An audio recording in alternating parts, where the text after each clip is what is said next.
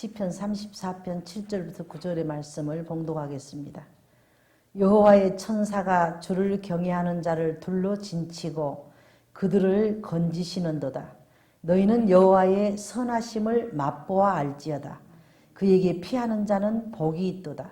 너희 성도들아 여호와를 경외하라. 그를 경외하는 자에게는 부족함이 없도다. 아멘. 오늘 시편 34편 7절부터 9절 말씀 가운데 여호와의 선하심을 맛보아 알지어다 하는 말씀이 있습니다. 저는 이 말씀을 굉장히 아주 미사용어로 참 아름다운 말씀이다 이런 생각으로 항상 대하게 됩니다. 하나님의 그 선하심을 너희가 맛보아 알아라. 맛있는 음식을 먹듯이 음식도 맛이 없는 음식이 있고 맛이 있는 음식이 있습니다. 하나님의 선하심이 얼마나 우리에게 감미로운지 그것을 맛있는 음식을 먹듯이 너희가 그것을 음미하면서 하나님의 그 응답을 맛보아서 알아라 이렇게 말씀합니다. 하나님의 선하심을 체험한 사람들은 정말 복이 있는 사람들입니다. 아무리 믿으려고 노력하고 믿습니다 해도 믿어지지 않는 사람이 있는가 하면은 하나님이 우리에게 일생 동안 역사하신 모든 일들이 별로 대수롭지 않은 일인 것 같아도 하나님이 그때 나를 이렇게 도우셨고 이렇게 인도하셨고 이렇게 은혜를 입히셨다 하는 이러한 체험을 우리는 다 가지고 있는 사람들입니다. 그래서 기독교를 한마디로 정의한다면은 기독교는 윤리의 종교도 아니요 도덕의 종교도 아니요 체험의 종교입니다. 만나는 종교인 것입니다. 그래서 문제 앞에 기도하여 응답을 받은 것도 하나님의 선하심을 맛보는 것이요 또 충성하다가 축복을 받은 것도 하나님의 선하심을 우리가 음식을 먹듯이 직접 체험하는 것입니다.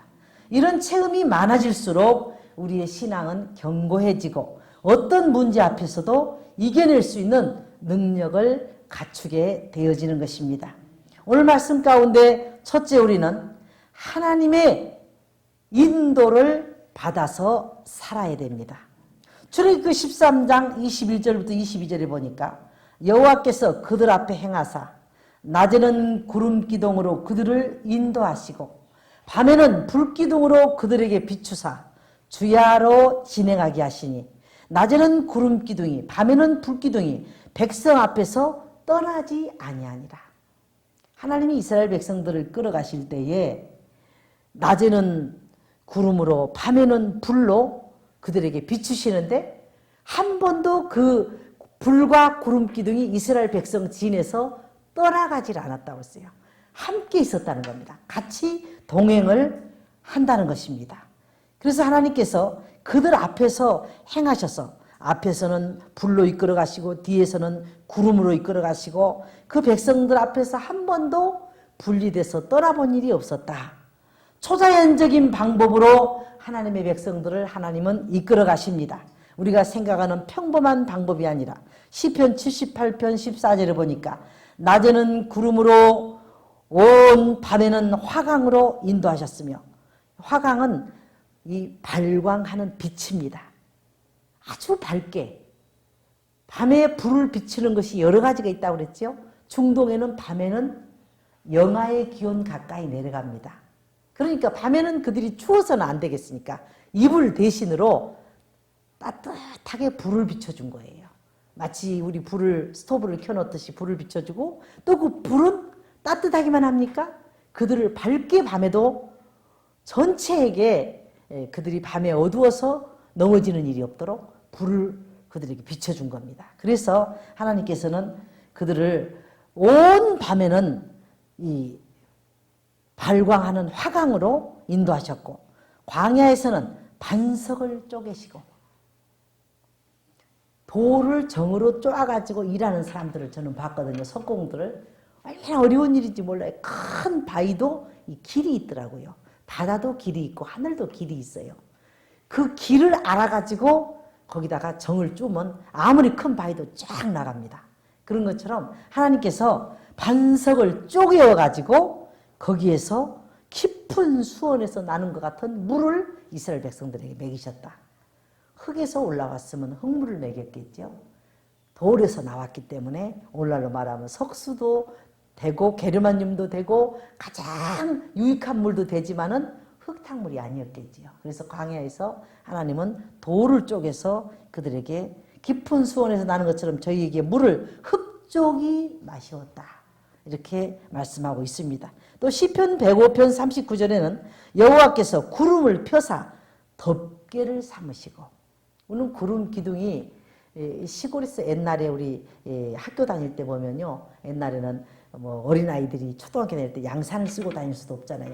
해가 쨍쨍하면은 시골에 한 1km, 2km 걸어가다 보면은 굉장히 그 땡볕이 아주 더워요. 그런데 하나님께서 그들을 구름을 하늘에다 두신 것은 덮개로 우산을 받쳐준 거래요. 이 성경은 그 다 세분해 놨어요. 다 그걸 설명을 해놨어요. 구름으로 그들을 펴사 덮개로 삼으시고 밤에는 불로 밝히셨으며, 따뜻하기도 하지만 불을 환하게 비춰서 그들에게 부족함이 불편함이 없도록 해주셨다. 또 저희를 완전하게 인도하셨고 저희는 두려움이 없었으나 시편 78편 53절에 보니까 원수는 바다에다가 매몰시켜버렸다고 합니다. 바다를 통과하게 이스라엘 백성들을 만들어주시고 원수들은 그 바다에다가 수장을 시켜버렸다고 성경은 말씀하고 있습니다. 또 여호와가 우리를 항상 인도하시고 영혼을 만족하게 해주셨답니다. 이사야 58장 11절에 보니까 나 여호와가 너를 항상 인도하여 마른 곳에서도 내 영혼을 만족해 하며 내 뼈를 견고케 하리니 너는 물된 동산 같겠고 물이 끊어지지 아니하는 샘 같을 것이라. 하나님은 이제 끝이 났나 보다 하면 또 길을 여시고, 이제는 어떤 일도 할 수 없나 보다 하면 또 하나님이 우리 길을 이끌어 가십니다. 그래서 일찍이 시편 32편 8절 보니까 내가 너희 갈 길을 가르쳐 보이고 너를 주목하여 훈계하리로다. 내가 네가 가야 할 길을 너에게 가르칠 뿐만 아니라 너를 집중 관리해서 너를 주목해서 지명하여 너를 훈계할 것이다. 네가 바른 길을 갈 수 있도록 꼭 그 길에 들어설 때까지 너를 훈계하고 지목하여 너를 가르쳐 보이고 갈 길을 이끌어 가실 것이다.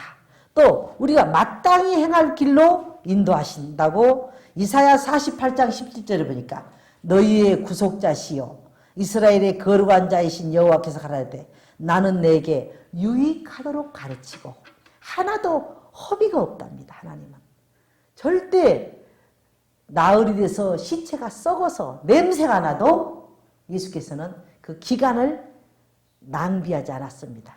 믿기만 하면 하나님의 영광을 보리라 하지 않았느냐. 예수님이 빨리 오셨으면 내 오라비가 죽지 않았을 텐데, 예수님이 이틀만 빨리 왔어도 시체가 썩지 않았을 텐데, 그런 그 한계를 말할 때 예수님은 그래 벌써 나흘이 됐느냐, 벌써 썩었느냐, 냄새가 나느냐 한 번도 동조를 안 하십니다. 믿기만 하면 영광을 보리라 하지 않았느냐. 그래서 우리에게 유익하도록 가르치고 마땅히 행할 길로 인도하는 너희 하나님 여호와라. 조금 더 빨리 하나님 응답하셨으면 좋았을 텐데, 조금 더 일찍 우리에게 역사했으면 좋았을 텐데, 하나님은 늙은 니고데모도 다시 거듭나야 된다고 말씀해 주시고 80이 된 모세에게도 이스라엘의 영도자를 삼으시고 85세가 된 갈렙에게도 새로운 산지를 주시고, 하나님의 때는 절대 우리 인생에 허비하거나 늦어지는 법이 없다는 것을 우리는 기억해야 됩니다. 시편 107편 7절에도 또 바른 길로 인도하사 거할 성에 이르게 하셨도다. 여호와의 인자하심과 인생에게 행하신 기한 일을 인하여 너희는 찬송할지로다.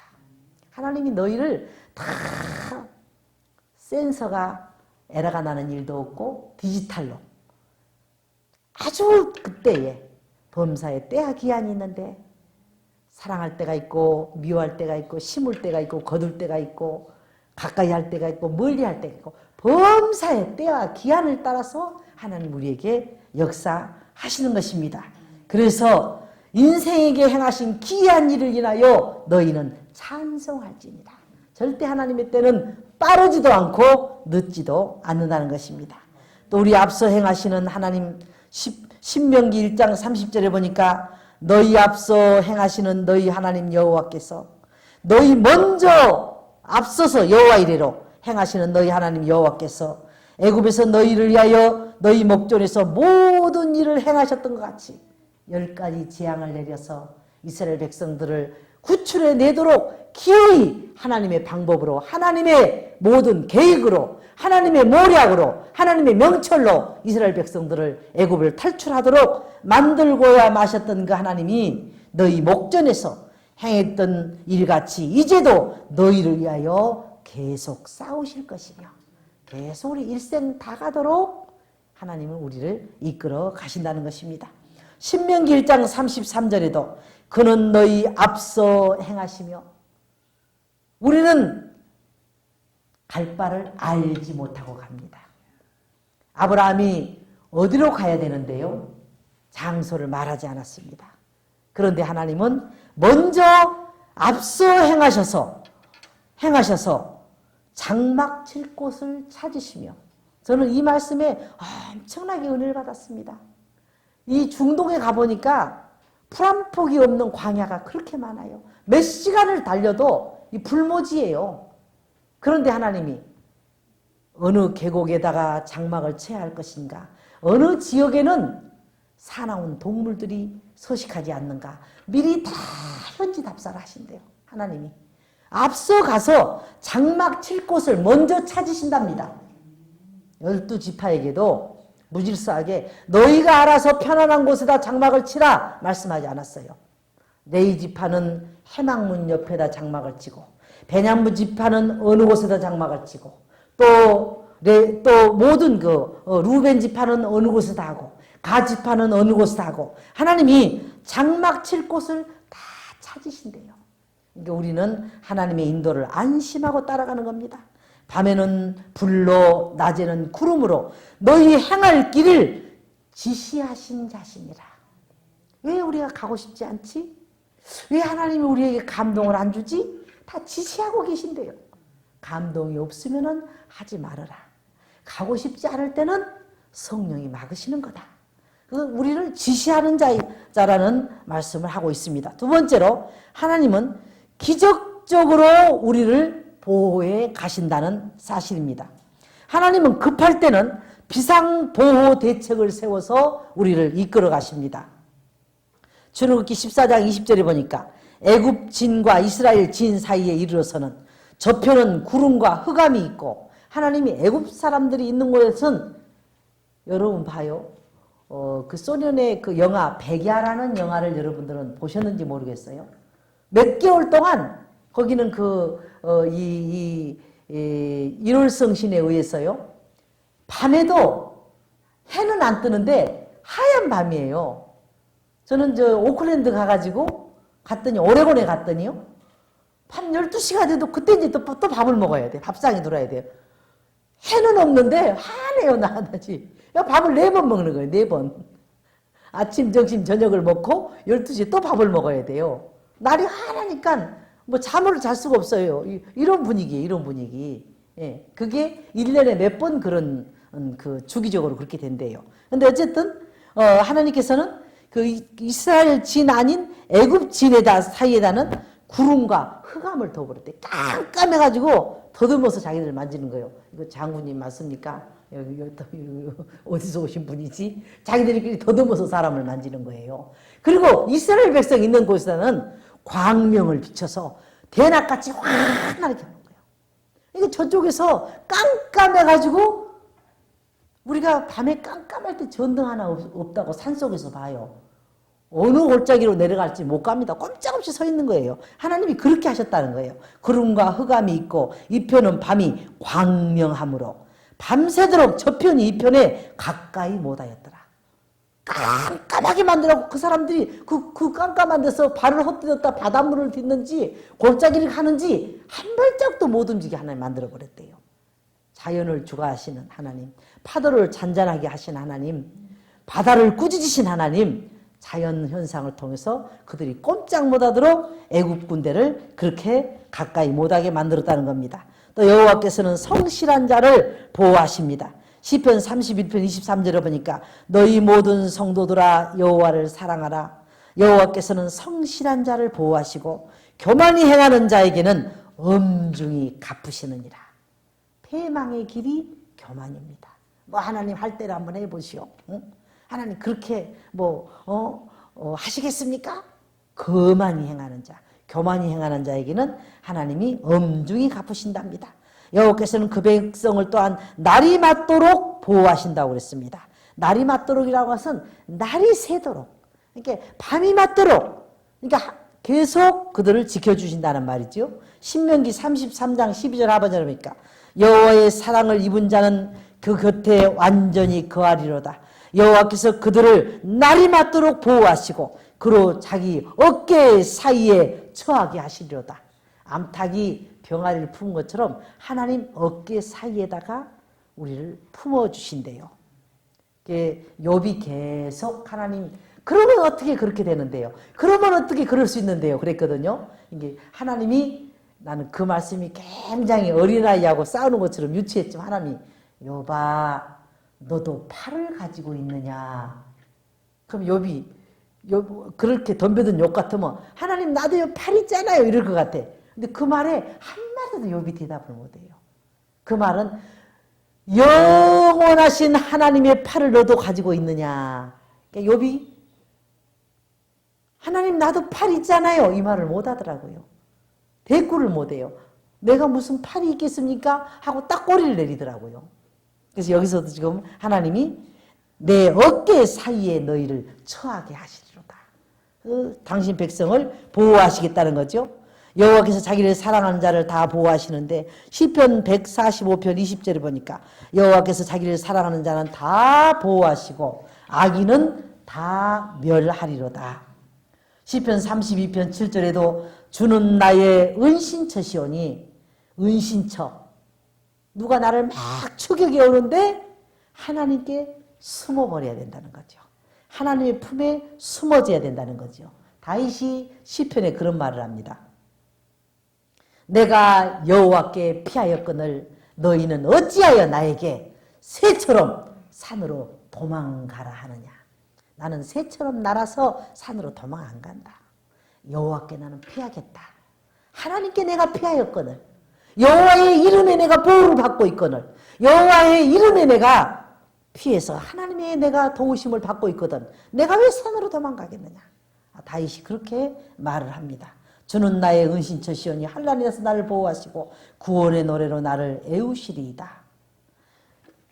구약성경 시편 27편에도 그런 말씀은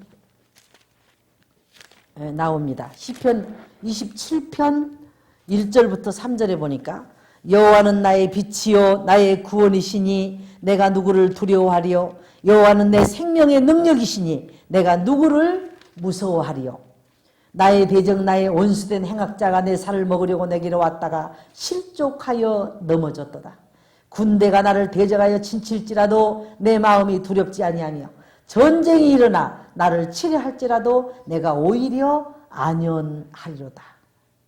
내가 여호와께 청하였던 한 가지 일 곧 그것을 구하리니 곧 나로 내 생전에 여호와의 집에 거하여 여호와의 아름다움을 앙망하며 그 전에서 사모하게 하실 것이라. 하나님의 성전에서 사모하고 하나님의 도우심을 받겠다. 이렇게 지금 말을 하고 있습니다. 또한 시편 18편에도 그와 같은 말씀이 있습니다. 시편 18편의 1절부터 보면 나의 힘이 되신 여호와여 내가 주를 사랑하나이다. 여호와는 나의 반석이시요 나의 요새시요 나를 건지시는 자시요 나의 하나님이시요 나의 피할 바이시요 나의 방패시요 나의 구원의 뿌리시니요 나의 산성이시로다. 내가 찬송받으실 여호와께 아뢰리니 내 원수들에게서 구원을 얻으리로다. 사망의 줄을 나를 얽고 불의의 창수가 나를 두렵게 하였으며 음부의 줄이 나를 두르고 사망의 올무가 내게 이르렀도다. 내가 환난에서 여호와께 아뢰며 나의 하나님께 부르짖었더니 저의 전에서 내 소리를 들으시며 그 앞에서 나의 부르짖음이 그 귀에 들렸도다. 하나님이 들으시고 그를 이끌어내 주시는 장면을 간증하고 있습니다. 우리는 하나님 앞에서 이와 같이 하나님의 놀라운 도우심을 받고 사는 자들입니다. 시편 91편에도 그와 같은 말씀이 있습니다. 지존자의 은밀한 곳에 거하는 자는 전능하신 자의 그늘 아래 거하리로다. 내가 여호와를 가리켜 말하기를 저는 나의 피난처요 나의 요새요 나의 의리하는 하나님이라 하리니 이는 저가 너를 새 사냥꾼의 올무에서와 극한 연병에서 건지실 것임이라. 저가 너를 그 기초로 덮으시리니 내 진실함은 방패와 손방패가 되나니 너는 밤의 놀램과 낮에 흐르는 살과 흑암 중에 행하는 연병과 백주에 항패케 하는 파멸을 두려워 아니하리로다. 천인이 내 곁에서 만인이 내 우편에서 엎드려지나 이 재앙이 내게 가까이 못하리로다. 저는 이 말씀을 가장 환난이 깊었을 때 하루에 한 번씩 온 가족을 앉혀놓고 이 말을 우리가 애우게 했습니다. 그 기치로 우리를 덮으시리니 밤의 놀램과 낮에 흐르는 살과 흑암 중에 연병과 백주에 항패케 하는 파멸을 우리는 두려워하지 않고 천인이 곁에서 만인이 우편에서 엎드려지나 그 재앙이 우리는 가까이 하지 못하리로다. 우리가 아침마다 예배드리면서 이 말씀을 우리는 읊었던 기억이 납니다. 또한 14절에 하나님이 가라사대 저가 나를 사랑한 적 내가 저를 건지리라. 저가 내 이름을 안 적 내가 저를 높이리라. 저가 내게 간구하리니 내가 응답하리라. 저희 환난 때에 내가 저와 함께하여 저를 건지고 영화롭게 하리라. 이와 같이 하나님의 말씀은 우리를 지켜주시고 보호해 주십니다. 세 번째로 하나님은 우리를 기적 가운데 살도록 우리를 이끌어 가십니다. 하나님은 창이라는 홍해를 마른 땅으로 건너게 하시고 애굽 군사들은 바다에 다 수장시켜 버리셨다고 하는 것을 출애굽기 14장 21절부터 25절의 말씀에 보면은 기록이 됩니다. 시간상 제가 성경을 찾아서 읽지는 않겠습니다. 또한 제사장의 발이 요단 물가에 잠기자 요단이 갈라졌다고 했습니다. 또 여호수아 3장 15절 17절에 보면은 하나님은 참 신기해요. 요단물이 말랐을 때 건넜으면은 얼마나 그들이 하나님 우리 가기에 참 좋을 때 가게 하는구나 하고 그들이 감사했겠어요. 모맥 시기가 되면은 보리가 성장할 무렵에 이스라엘은 비가 온대요. 그래가지고 요단 강물이 넘쳐가지고 요단물이 넘치더라 그랬어요. 넘치면 거기 들어가면 그대로 꼬르륵 맥주병이 되고 말아요. 근데 하나님이 모맥 시기에 요단이 넘칠 때 건너라 합니다. 참 하나님은 기적이라는 게 뭡니까? 현재 상황은 불가능한 것을 가능하게 하시는 게 기적이거든요. 우리 기적이라고 하는 게 참 사실은 제가 기적은 무서운 거라고 그랬잖아요. 모맥 시기가 아닐 때 건너러 가면은 요단이 요만큼 물 잠가갖고 건너가고 나란히 손잡고 건너가면 얼마나 편안하냔 말이에요. 근데 물이 철철 넘치는데 하나님은 건너라 그런단 말이에요. 그래서 참 하나님은 그런 경험을 다시 하고 싶지 않을 거예요. 하나님 제발 나중에는 이 장마철에 우리 건너라 하지 마세요. 이 한강도 사실 우리가 비가 많이 올 때 나가서 보면요. 다리 밑에까지 물이 차가지고 겁이 납니다. 그 물이 조금만 더 넘치면은 서울시를 물이 영유해서 덮을 정도로 물이 차거든요. 그런 걸 볼 때 참 그 이스라엘 백성들이 요단을 건넌다고 하는 게 얼마나 무서운 일이었겠는가. 그것을 우리가 생각할 수가 있고 또 여리고 성이 무너질 때도 여호수아 6장 20절부터 21절에 보니까 성경은 이에 백성은 외치고 백성은 외친다는 건 저는 이 말씀을 보면서 갑자기 그런 생각했어요. 주여 삼창을 하고 백성은 하나님 살려주세요 부르짖는 거예요. 백성은 외치는 거예요. 제사장들은 나팔을 불고 제사장들은 복음의 나팔을 부는 거예요. 안심하라, 두려워하지 말라. 하나님이 함께 하시니까 걱정하지 마시오. 여리고성은 결코 무너집니다. 백성들, 이 제사장은 나팔만 부는 거예요. 백성들은 쥐야 삼창하고 외치는 거예요. 그리고 또 백성들은 나팔 소리를 듣는 동시에 크게 소리질러 외치니 성벽이 무너져 내린지라. 성벽이 무너지는 것은 하나님이 지진으로 무너뜨렸다고 그랬지요. 고고학자들이 보니까 지진으로 그 땅을 갈라지게 해가지고 아무리 견고한, 여러분 뭐 십몇 층씩 호텔도 무너져 버리는데 아무리 두껍게 쌓아놓은 성벽이라 해서 지진 앞에서는 못 해보죠.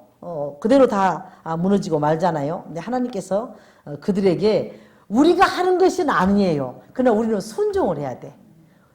나팔을 불하겠으니까 복음의 나팔은 불어줘야 돼. 백성들은 외치라겠으니까 부르짖어야 돼. 그럴 때 하나님께서는 크게 소리질러 외치니 성벽이 무너져 내린지라. 백성이 각기 앞으로 나아가 성에 들어가서 그 성을 치하고 성중에 있는 것은 다 멸하되 남녀 노우와 우양과 나귀를 칼날로 멸하니라. 광야에서 메추라기와 만나로 그 백성을 먹이실 때도 마찬가지입니다.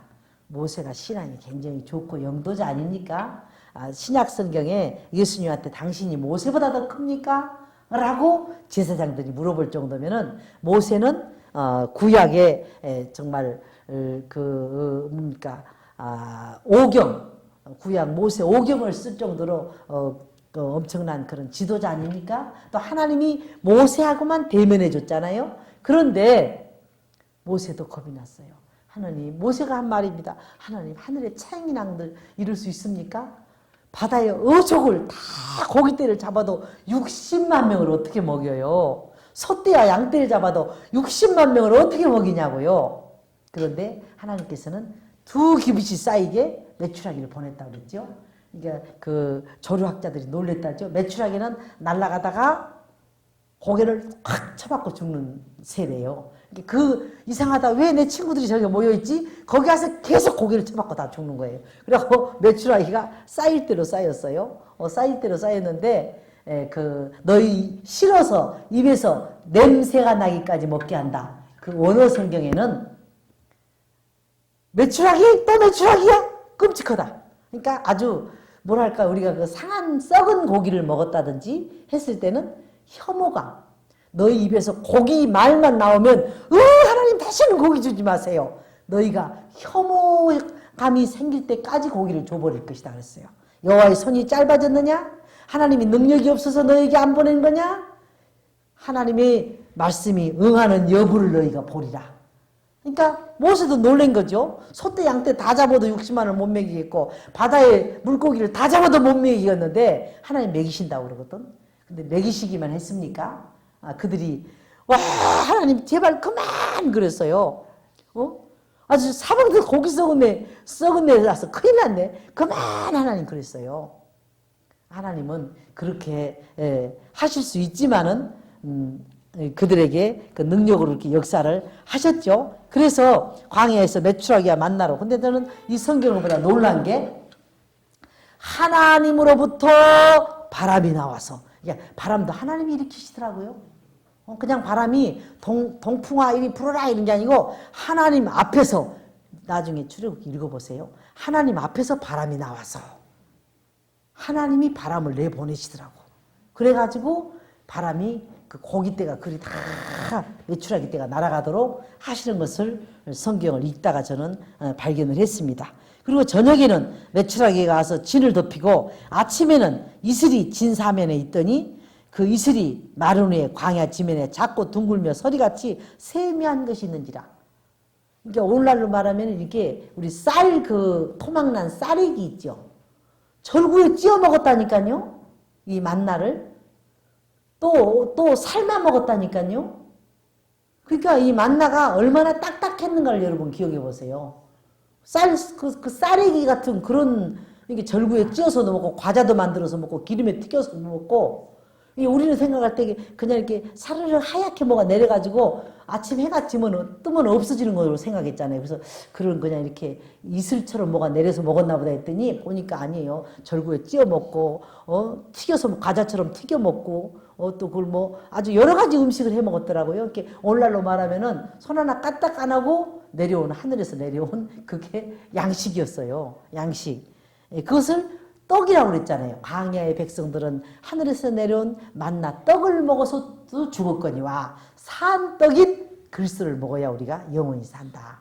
나는 산 떡이요. 예수님이 그랬잖아요. 그래서 그와 같은 작고 둥글며 서리같이 세미한 것이 내려왔다고 그랬죠. 또 예수님께서는 오병이의 기적도 베푸셨죠. 요한복음 6장에 보면은 보리떡 5개와 물고기 2마리로 5,000명을 먹이고도 12광주리를 거두는 것을 보게 됩니다. 우리 성도들은 하나님의 선하심을 맛보아 아는 체험적인 신앙을 가진 자들입니다.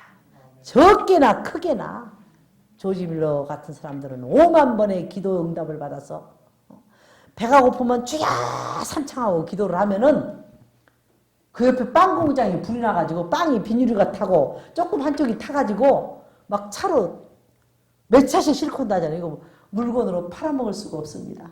이 아이들에게 좀 나눠주면 안 되겠습니까? 그래갖고 애들이 빵을 잔뜩 먹는다잖아요. 그러니까 이 조지 밀러의 기도, 왜? 필요에 의해서 하나님이 공급하니까. 고아가 몇천 명이 모여 있는데 하나님이 빵 공장 하나가 불이 나야 먹지. 그 빵 네 아까로 한두 개 갖고 먹겠어요. 우리 하나님은 능치 못함이 없으시죠. 하나님의 선하심을 맛본다.